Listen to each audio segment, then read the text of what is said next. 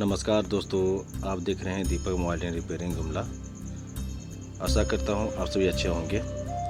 आज हमारे पास एक सेट है Realme 7i, जिसमें प्रॉब्लम ये है कि इसमें ना तो कोई ग्राफिक आ रहा है ना तो कोई लाइट आ रहा है। और जिनसे हमारे पास ये फ़ोन आया है उन्होंने बताया कि इसमें नया डिस्प्ले भी उन्होंने चेक किया है, नए डिस्प्ले पे भी कुछ नहीं आ रहा है। तो हम लोग इस फ़ोन को प्रॉपर ट्रेस करेंगे कि देखेंगे कि कहाँ से प्रॉब्लम है और इसे सॉल्व करने की कोशिश करेंगे। ये वीडियो बनाने के बाद मैं बाद में वॉइस ओवर कर रहा हूँ, क्योंकि हमारा जो शॉप है वो बस स्टैंड पे है, तो वहाँ पे बहुत नॉइज़ रहता है। तो वहाँ पे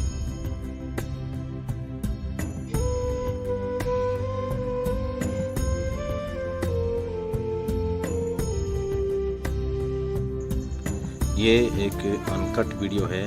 इसमें मैंने शुरुआत से लेके लास्ट तक का वीडियो अपलोड किया है, ताकि आपको प्रॉपर बता पाऊँ कि ये मोबाइल किस तरह से रिपेयर हुआ है।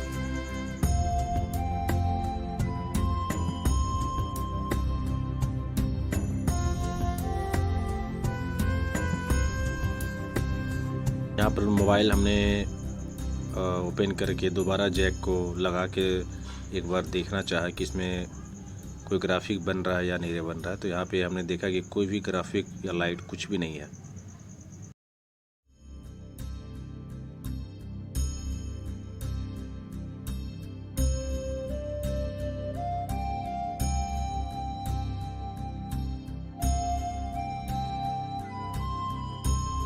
यहाँ पर सबसे पहले हम जो ग्राफिक का जो लाइन है, डाटा लाइन, मीपी की जो लाइन है और एचडीबीएसएन की लाइन है, जितने भी आपको लाइन यहाँ पे दिख रहे हैं सबका जीआर लेंगे। जीआर लेने के बाद हम इसका हॉट टेस्टिंग में करेंगे कि हॉट टेस्टिंग में यह क्या परफॉर्म कर रहा है।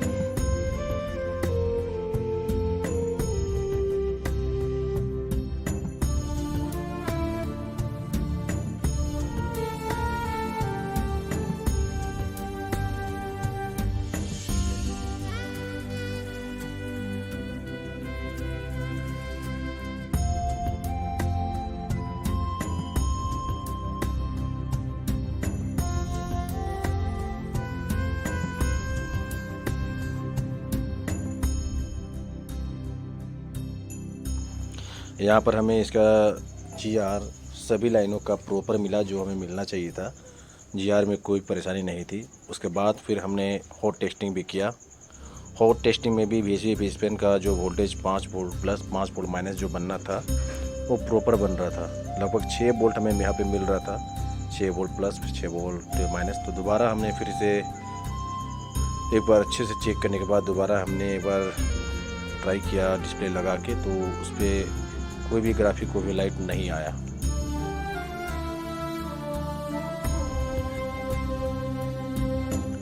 ऐसे कंडीशन में होता क्या है कि जब भी आपको किसी लाइन का जीआर सही मिले और हॉट टेस्टिंग भी सही आए, खासकर ऐसे ग्राफिक के मामले में, तो इसमें होता क्या है कि आपको जीआर भी सही मिल रहा है, कनेक्टिविटी सही है और आपका वोल्टेज भी आ रहा है, मतलब हॉट टेस्टिंग सही है, लेकिन जो डाटा पैकेट जो होते हैं वो डिस्प्ले तक नहीं पहुंच पाते हैं, सीपीयू के द्वारा नहीं पहुंच पाते हैं डिस्प्ले तक।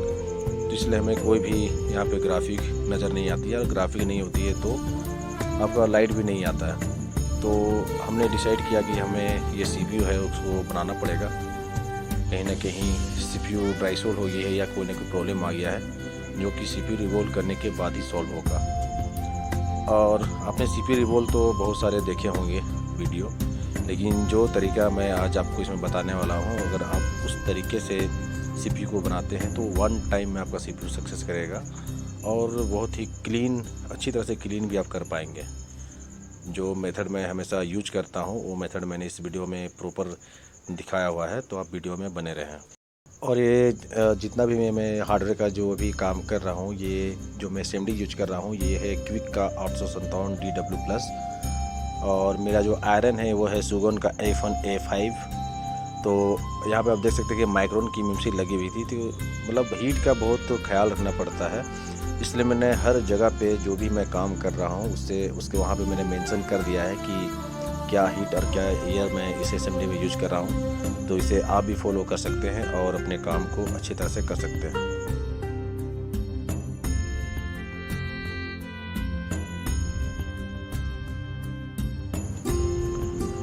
यहाँ पे आपको ब्लेड पे हीट देना है और आस्ते आस्ते ग्लू को कटिंग करना है। ज़्यादा आपको जोर नहीं लगाना है। आप अगर ज़्यादा जोर से लगाएंगे ताकत, तो ये जो ट्रैक है वो कट जाएगी और आपकी परेशानी बढ़ जाएगी। तो बहुत हल्के हाथों से इस ग्लू को आपको रिमूव करना है। और आप देख सकते हैं कि प्रॉपर इसका जो ग्लू है वो कटिंग हो चुका है।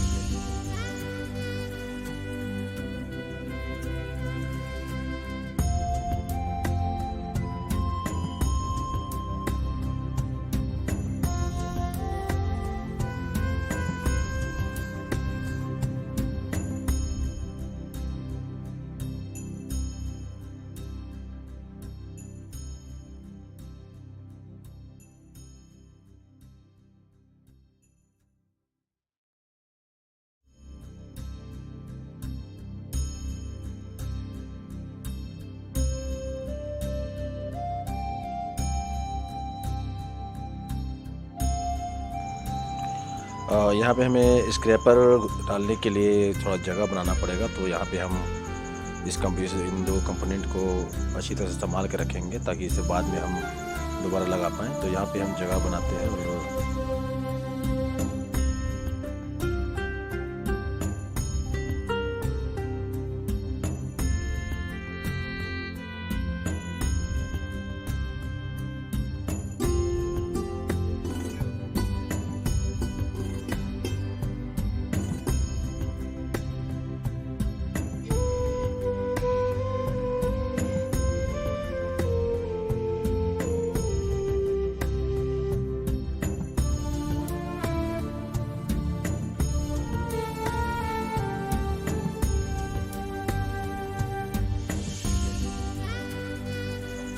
आप कोई भी असेंबली यूज कीजिए, कोई फ़र्क नहीं पड़ता है। लेकिन आपका जो हाथ का मूवमेंट है अगर सही है तो आपका जो सीपीयू है या कोई भी चिप ऑफ का जो आप काम है बहुत अच्छे तरीके से कर सकते हैं।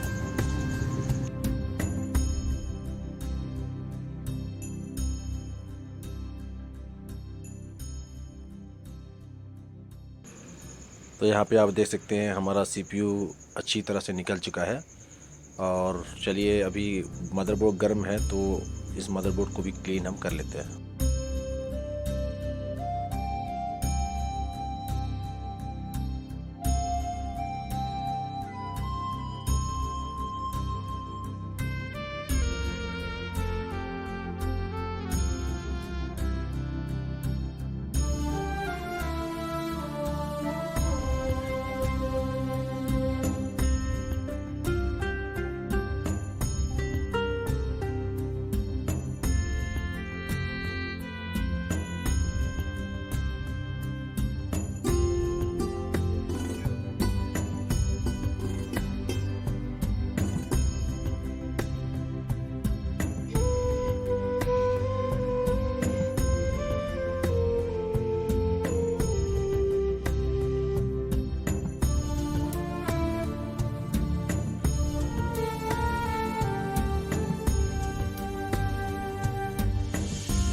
और डिसऑर्डर वायर जब भी आप चलाएं तो इसे रोजिन में डीप करके चलाएं और बहुत हल्के हाथ से चलाएं। इससे क्या होगा कि प्रॉपर क्लीन भी होगा, अच्छे से क्लीन भी होगा। और हल्के हाथ से चलाइएगा तो आपको कोई भी ट्रैक डैमेज नहीं होगा। अगर आपने यहाँ पे ज़्यादा जोर लगाया तो ट्रैक आपका 100% डैमेज होने वाला है। तो बहुत ही हल्के हाथों से ये काम आपको करना है।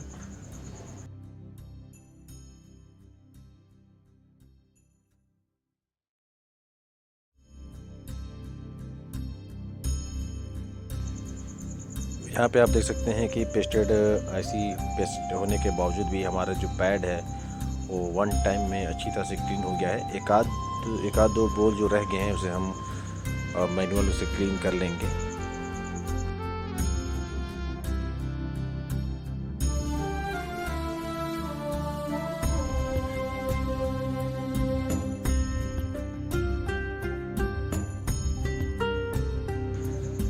भले कुछ टाइम आपको ज़्यादा लग जाए, लेकिन क्लीनिंग में अगर आपने टाइम अच्छा खासा दिया तो आपका कोई भी काम वन टाइम में होगा।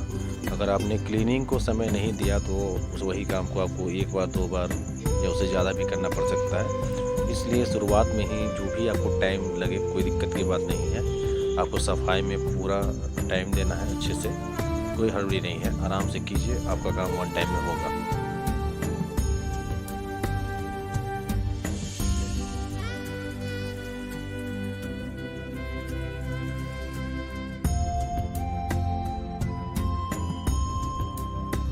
और जब भी आप क्लीन करें तो अगर कोई भी आपको काला काला सा कोई अगर बॉल, कोई पैड अगर दिखता है तो उसे अच्छी तरह से साफ़ कर लें, क्योंकि अगर ये आपने नहीं किया तो हो सकता है आपका सक्सेस ना हो।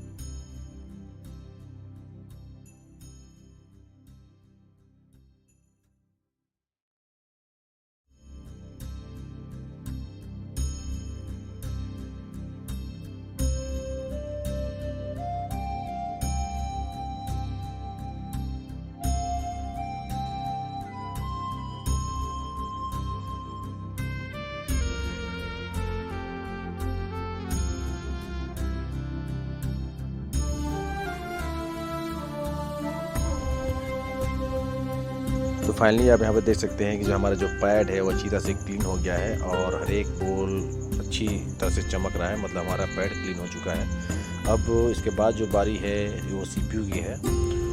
CPU में आप देख सकते हैं कि अच्छा खासा ब्लैक पेस्ट लगा हुआ है, तो चलिए इसे साफ़ करते हैं। सबसे पहले हमने यहाँ पे सोल्डर वायर लिया है और साथ में फ्लक्स लिया है, और इसको जो इसमें जो पहले से जो लगा हुआ है सोल्डर उसको रिप्लेस कर रहे हैं और आयरन से हल्के हल्के हाथों से ब्लैक पेस्ट को भी हल्का हटा रहे हैं।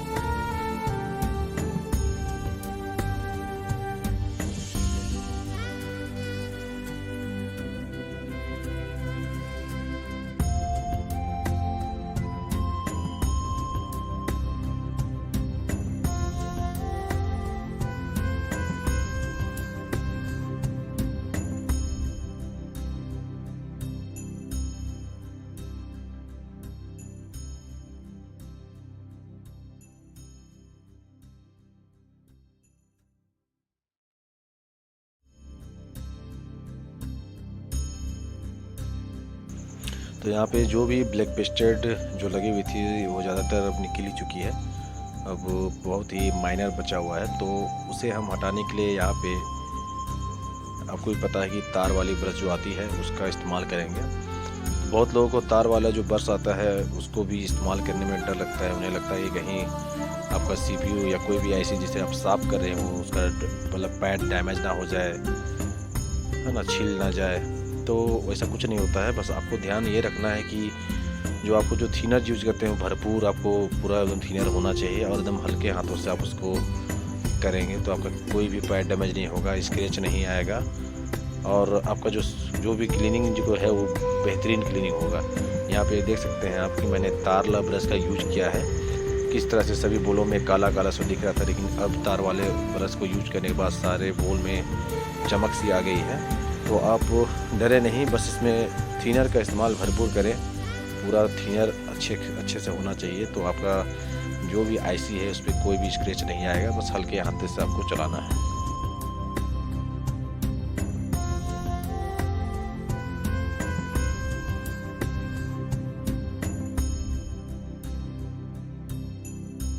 तो यहाँ तक तो आपने सभी को देखा होगा करते हुए कि इसके बाद लोग रिवॉल्व करते हैं, लेकिन मैं इसके बाद और एक स्टेप करता हूँ।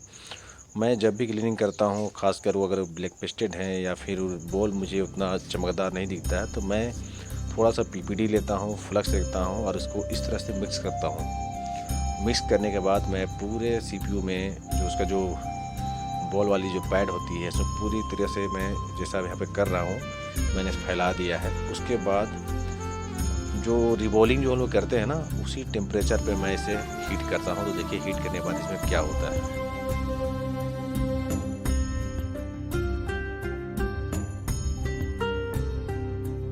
अब ये हीट करने के बाद अगर आप इसके ऊपर अब रोजिन के साथ में डिसोलर वायर चलाएंगे तो आप देख पाएंगे कि हमारा सीपीयू पहले के बजाय अभी जो क्लीनिंग जो हुई है इस स्टेप के बाद वो क्या बेहतरीन हुई है। अगर आपको भी ये स्टेप अगर अच्छा लगा तो आप कमेंट ज़रूर।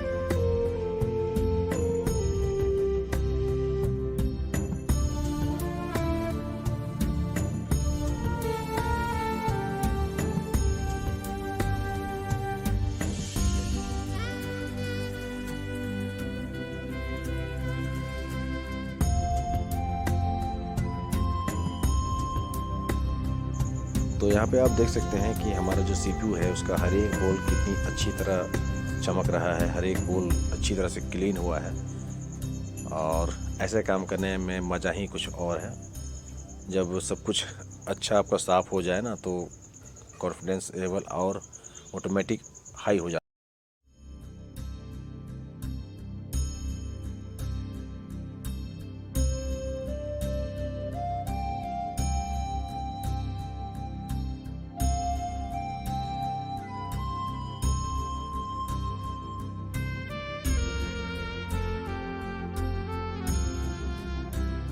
तो फाइनली हमारा सीपीयू पूरी तरह से क्लीन हो चुका है। तो अब उसके बाद जो बारी है इसकी रिबॉलिंग की बारी है।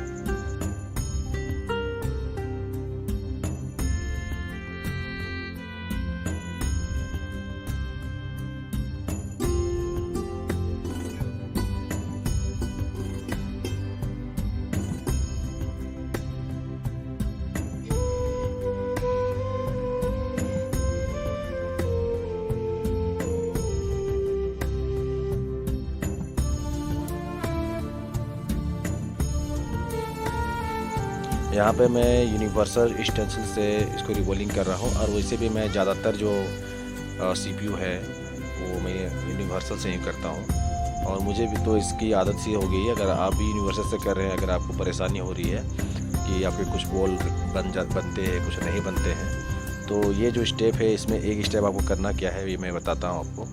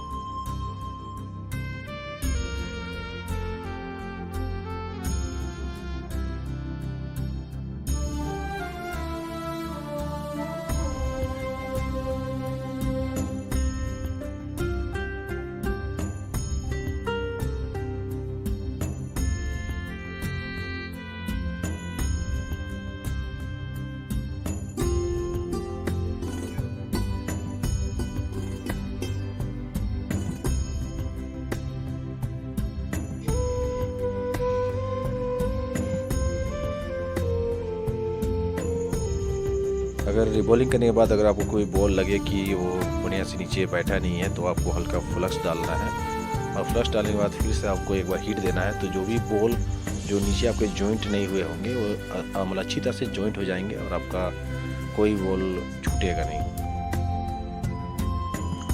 तो हमारा CPU भी यहाँ पे रेडी है। तो अब है इसे मदरबोर्ड में बैठाने की। तो चलिए बैठाते हैं।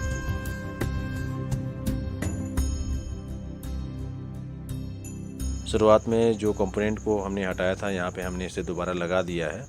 उसके बाद हमने CPU यहाँ पे इंस्टॉल किया है। ये कंपोनेंट कोयल के पैकेज हैं जो कि MIPI लाइन डाटा लाइन में सीरीज में लगे होते हैं।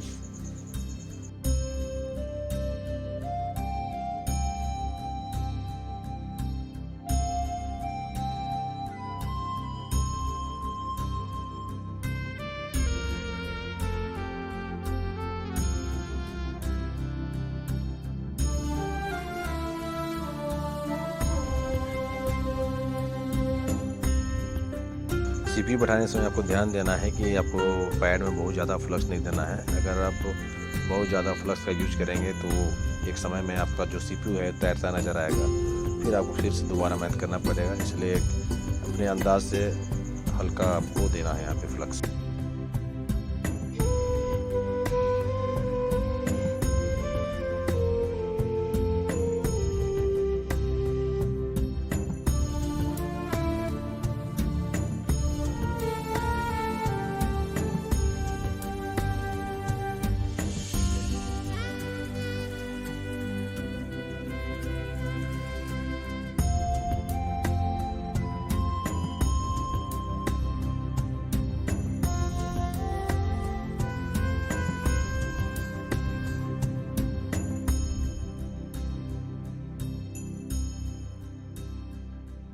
तो यहाँ पे हमारा जो CPU है अच्छी तरह से इंस्टॉल हो गया है और इसे अब अच्छी तरह से कूल करते हैं। उसके बाद फिर इसको टेस्ट करते हैं।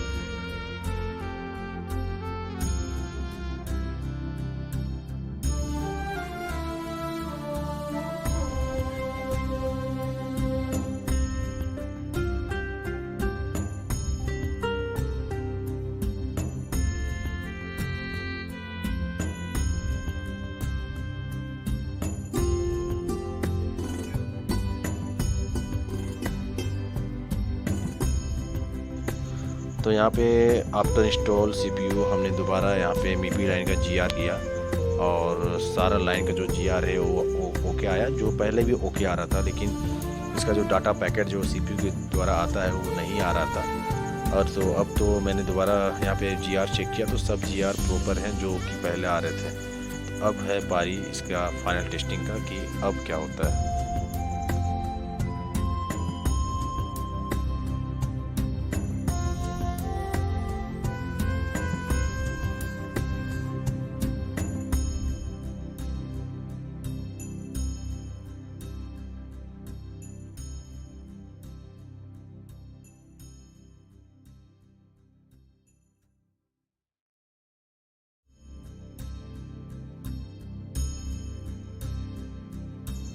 तो इतना मेहनत करने के बाद में आप देख सकते हैं Realme 7i का CPU बनाने के बाद में इसमें ग्राफिक और लाइट दोनों अब आ चुके हैं। जबकि पहले भी आपने देखा था कि मैंने बताया कि GR और हॉट टेस्टिंग सभी प्रॉपर आ रहे थे। उसके बाद भी इसमें ग्राफिक और लाइट कुछ भी नहीं आ रहा था, नया डिस्प्ले पे भी नहीं आया और नया फोल्डर लगाने पर भी इसमें कुछ भी नहीं आ रहा था। इसका CPU में हमने आपके सामने बनाया और आप देख सकते हैं कि ये फ़ोन प्रॉपर पूरी तरह से ग्राफिक और लाइट के साथ में ऑन हो रहा है। तो आप अगर कहीं से भी ये वीडियो देख रहे हैं, अगर आप एक कस्टमर हैं, एक शॉपकीपर हैं, आप हमसे कांटेक्ट कर सकते हैं अपने मोबाइल को रिपेयर कराने के लिए। हम कोशिश करेंगे आपके जो भी परेशानी है उसको सॉल्व करने की। हमारा पता है Deepak mobile and repairing Gumla bus stand road. हमारा बस स्टैंड में 2 शॉप है। एक जो पुराना शॉप आप सभी जान रहे हैं जो शॉप नंबर 26 में है। अब पुराना दुकान से 10 कदम आगे एक नया शॉप हमारा खुला है जो सेम नाम से है दीपक मोबाइल एंड रिपेयरिंग। तो आप विजिट कर सकते हैं। आप सभी का बहुत बहुत धन्यवाद।